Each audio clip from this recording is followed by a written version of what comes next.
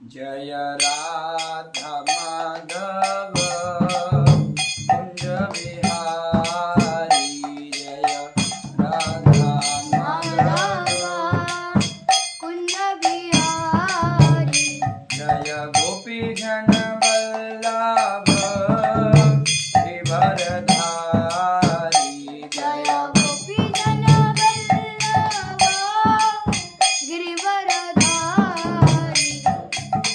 यशोदानंदन व्रजजनरंजन यशोदानंदन यशोदानंदन व्रजजनरंजन आनंदन ब्रजजनरंजन यमुना तीरावनचारी यमुना तीरावनचारी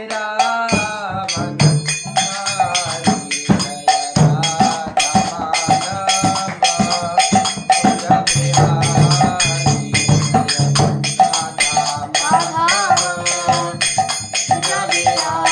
बिहारी जय राधा माधव कुंज बिहारी जय गोपी जन वल्लभ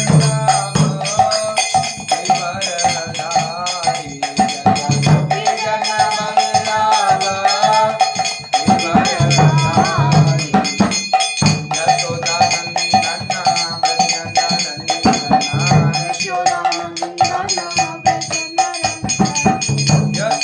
यशोदानंदन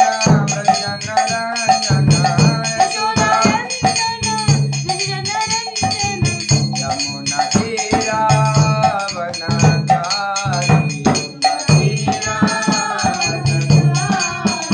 जय राधा माधव कुंज बिहारी जय राधा कुंज बिहारी जय कृष्ण बलराम कृष्ण बलराम कृष्ण बलराम जय कृष्ण बलराम जय कृष्ण बलराम कृष्ण बलराम कृष्ण बलराम जय कृष्ण बलराम जय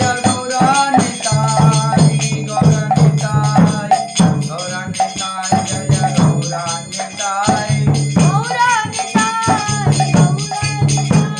जय गौरानिताय जय राधा श्याम सुंदर राधा श्याम सुंदर राधे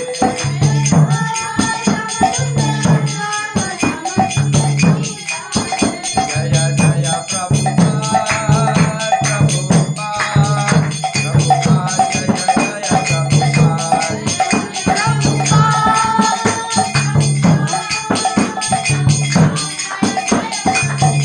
निताय गौर हरि बोल हरि बोल निताय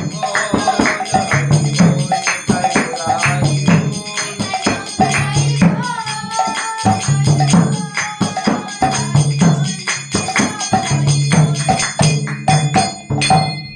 जय श्री श्री शिला प्रभुपाद की जय अनंत कोटि वैष्णव वृंद की जय नामाचार्य हरदास ठाकुर की जय हरे कृष्ण ओम नमो भगवते वासुदेवाय नमो भगवते वासुदेवाय ओम नमो भगवते वासुदेवाय ओम नमो भगवते वासुदेवाय ओम नमो भगवते वासुदेवाय ओम नमो भगवते वासुदेवाय Hare Krishna, I offer my respectful obeisances unto His Divine Grace, A.C. Bhaktivedanta Swami Srila Prabhupada ki. जय I offer my respectful obeisances unto His Holiness Gopal Krishna Goswami Maharaj Prabhupada ki. जय I offer my respectful obeisances His Holiness Bhakti Ashraya Vaishnav Swami Maharaj ki. जय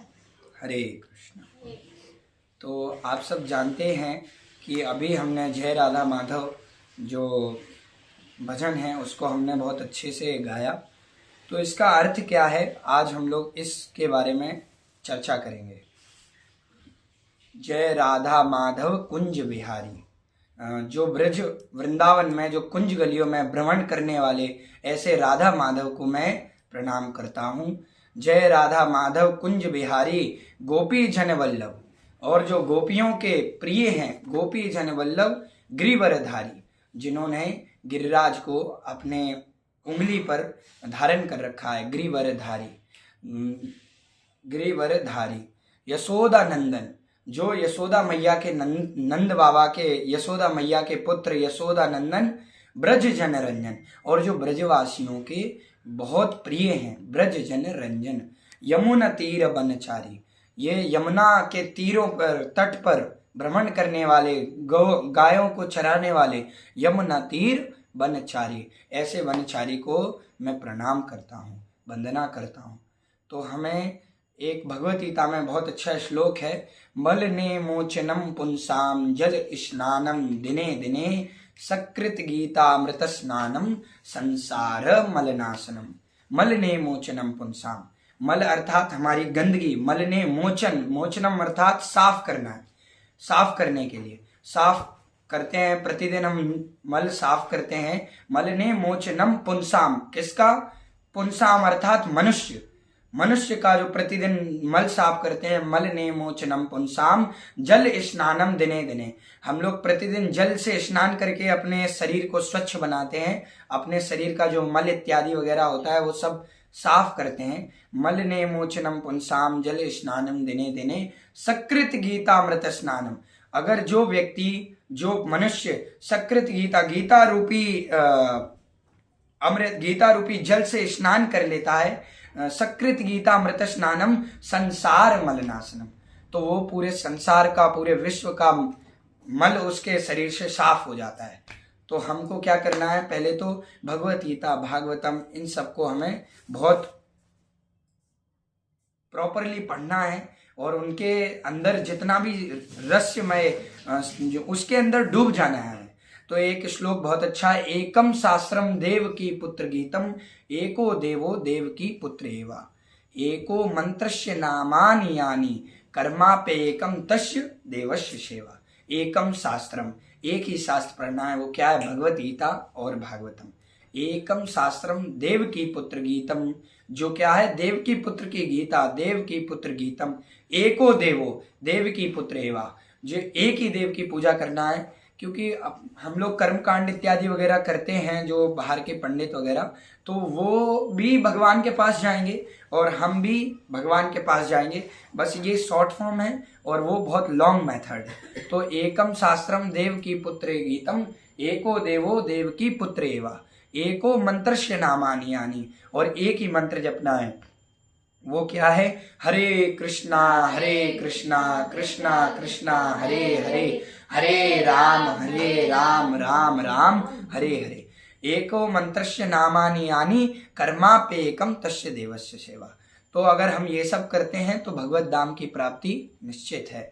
ऐसे ही भगवत गीता में 18वें अध्याय में 67वां श्लोक जो है, सर्वधर्मान परित्यज्य मामेकम शरणं व्रजा अहम त्वाम सर्व पापेभ्यो मोक्षयिष्यामि मा शुचा। इसमें भगवान वर्णन करते हैं कि सर्वधर्मान, सभी धर्मों का परित्याग करके, सर्वधर्मान परित्यज्य माम एकम शरणं व्रजा, जो मेरी शरण में आता है, माम एकम शरणं व्रजा अहम त्वाम सर्व पापेभ्यो, मैं उसके सारे पाप नष्ट कर देता हूं। अहम त्वाम सर्व पापेभ्यो मोक्षयिष्यामि मा शुचा, और उसको मोक्ष की प्राप्ति होती है, गोलोक वृंदावन की प्राप्ति होती है। ऐसे ही एक और हमें तर्क वितर्क भी नहीं करना चाहिए कि कोई व्यक्ति आके हमसे ये कहे कि ऐसा करना चाहिए, ऐसा नहीं करना चाहिए, तो हमें उससे तर्क वितर्क नहीं करना चाहिए। प्रभुपाद जी ने खुद कहा है, एक स्टोरी है बहुत अच्छी, कि रूप गोस्वामी से एक पूरे विश्व में पंडित, जो एक पंडित हुए हैं, क्या नाम है पंडित का? कश्मीरी पंडित। कश्मीरी पंडित बहुत विद्वान ब्राह्मण थे, कर्मकांड इत्यादि वगैरह, ज्योतिष, सब उनको बहुत विद्वता थी। तो वो पूरे विश्व में विजय होके आए। तो सब बोलते थे कि रूप गोस्वामी से आप एक बार विवाह वो करिए, शास्त्रार्थ करिए। तो रूप गोस्वामी के पास गए और रूप गोस्वामी से कहा कि अगर आपको, या तो मेरे से शास्त्रार्थ करो या फिर आप इस लेटर पे साइन कर दीजिए, ताकि मैं घोषित हो जाऊं कि मैं विश्व का सबसे बड़ा और विद्वान व्यक्ति हूं। तो रूप गोस्वामी ने उनके लेटर पे साइन किया और फिर कश्मीरी पंडित पूरे नगर में घूम के कह रहा था कि मैं विजेता हो गया, मैं रूप गोस्वामी को भी हरा दिया। तो उनके जो शिष्य हैं रूप गोस्वामी के, जीव गोस्वामी, तो जीव गोस्वामी ने तब ये बात सुनी तो कश्मीरी पंडित को चैलेंज दिया कि आइए और मेरे से शास्त्रार्थ करिए। तो 7 दिन और 7 रात तक जीव गोस्वामी कश्मीरी पंडित से शास्त्रार्थ करने लगे और शास्त्रार्थ करके उनको हरा दिया 7 दिन में। तो कश्मीरी पंडित तो चले गए, भाग गए ताकि बेइज्जती ना हो, और वो जीव गोस्वामी अपने गुरु महाराज रूप गोस्वामी के पास गए और कहा, हे गुरु महाराज देखिए मैंने कश्मीरी पंडित को हरा दिया। तो रूप गोस्वामी कहते हैं, अरे मूर्ख, तुम क्या भक्ति पूरा लॉस कर दियो, तुम जाओ वृंदावन से बाहर जाओ। तो वृंदावन से बाहर, क्योंकि गुरु उस समय जो कहते थे वो करना पड़ता था, मतलब गुरु का पालन करना पड़ता था, गुरु जो भी बोले उसकी आज्ञा का पालन करना पड़ता था। तो वो चले गए, 7 साल तक वो वहां रहे या तो। और वो जीव गोस्वामी मथुरा में यमुना के पास में एक बालू के अंदर घर, जैसे एक कुत्ता घर बनाता है ना, वैसे घर बना के रहने लगे। और क्या सेवन करते थे? सिर्फ बालू और गंगा यमुना जी का जल, और उसी को पी के पूरे दिन पड़े रहते थे। और जीव गोस्वामी एकदम पतले हो गए, एकदम हड्डी दिखने लगा उनका। तो और जीव गोस्वामी राजा के बेटे थे, तब भी उनकी ऐसी हालत। तो फिर रूप गोस्वामी की स्मृति चली गई कि मैंने जीव गोस्वामी के साथ ऐसा ऐसा किया, उनको बाहर पहुंचा दिया। तो एक कोई डिवोटी आए और रूप गोस्वामी से कहा कि जीव गोस्वामी का तो अब बहुत ज़्यादा स्वास्थ्य खराब है और आपसे निवेदन है महाराज जी कि आप उनको बुला लो। तो जैसे ही रूप गोस्वामी ने उनसे कहा कि आप आओ, इतने दिन हो गए आप क्यों नहीं आए? तो बोले, महाराज जी आपने ही तो कहा था कि वृंदावन से बाहर जाओ। तो हमें शास्त्रार्थ भी नहीं करना है, क्योंकि किस चीज से कहा था कि 7 दिन और 7 रात जो उनका जप, जो उनकी तपस्या, वो सब बंद हो गई थी जीव गोस्वामी की। रूप गोस्वामी भी तो उनके साथ, कश्मीरी पंडित के साथ शास्त्रार्थ कर सकते थे, लेकिन क्या हुआ कि उनकी जो तपस्या थी, प्रतिदिन जो जप करते थे, प्रतिदिन जो माला भजन कीर्तन वगैरह करते थे, वो सब 7 दिन बंद हो गया। तो हमें ऐसे अपनी भक्ति लॉस नहीं करना है। तो इसलिए प्रभुपाद जी ने एक अच्छा ये वर्णन बताया गया है भागवतम में। और जितना हो सकता है साधुओं का संग करना है, जैसे कि साधु संग सर्व शास्त्र कहे, लव मात्र साधु संग सर्व सिद्धि होए। लव मात्र, अगर हमें 1 सेकंड का 14वां हिस्सा उसको लव कहते हैं, अगर उतना भी साधुओं का संग मिल जाए तो हमारा उद्धार हो सकता है। कहते हैं साधु संग सर्व शास्त्र कहे, सभी शास्त्र कह रहे हैं लव मात्र साधु संग सर्व सिद्धि हो। अगर लव मात्र भी साधु संग होता है तो सारी सिद्धि प्राप्त होती हैं। तो इसी से मैं अपनी वाणी को विराम देता हूँ। हरे कृष्णा।